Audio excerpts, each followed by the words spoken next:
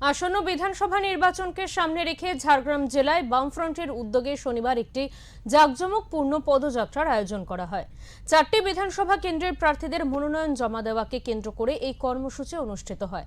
শনিবার দুপুরে ঝাড়গ্রাম শহরের রবীন্দ্র পার্ক থেকে পদযাত্রা শুরু হয়ে জেলা শাসকের দফতরে গিয়ে পৌঁছয় এই যাত্রা।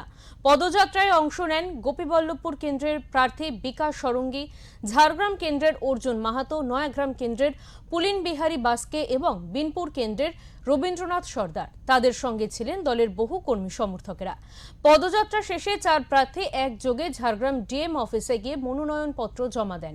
পুরো কর্মসূচিকে ঘিরে শহর জুড়ে রাজনৈতিক উত্তেজনার আবহ তৈরি হয়।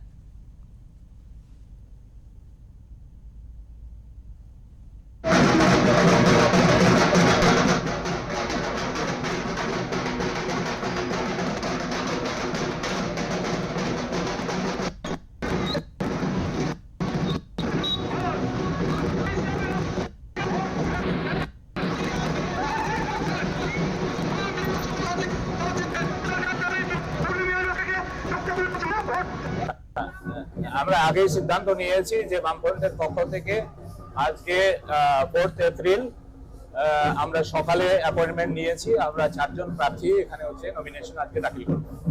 বিধানসভা নির্বাচনে কি মনে হচ্ছে, কি হবে বিধানসভা নির্বাচনে কি মনে হচ্ছে, এখানে বামপন্থীরা তাদের হচ্ছে যে জয় নিশ্চিতভাবে জয়ের জন্যই আমরা আশাবাদী এবং আমরা জয়লাভ করব এই আশা নিয়ে হচ্ছে যে আমরা লড়ছি। এবং নিশ্চিতভাবে আজকে যেভাবে শাসক দল তৃণমূল কংগ্রেস বিগত 15 বছরে যে অবস্থার মধ্যে রাজ্যটাকে নিয়ে গেছে আর্থিক দিক থেকে অন্যান্য সমস্ত দিক থেকে, সেই জন্যই হচ্ছে যে আজকে নতুন করে বামপন্থী শক্তির একটা উত্থান ঘটছে এবং এই নির্বাচনে আমরা জয়লাভ করব।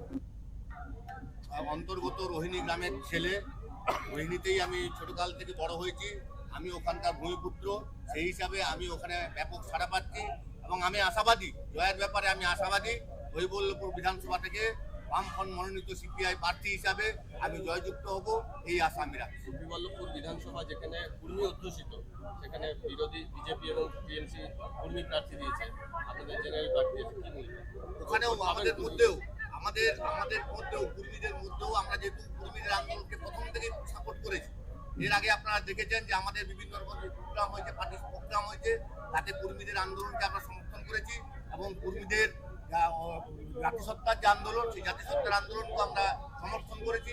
সেই হেতু ওদের মধ্যেও আমরা ব্যাপক সাড়া আছে আমাদের মধ্যে, কর্মীদের মধ্যে, এবং তারা আমি জানি যে তাদের মধ্যে থেকে আমাদের বামফ্রন্ট প্রার্থীদের ভোট দেবে।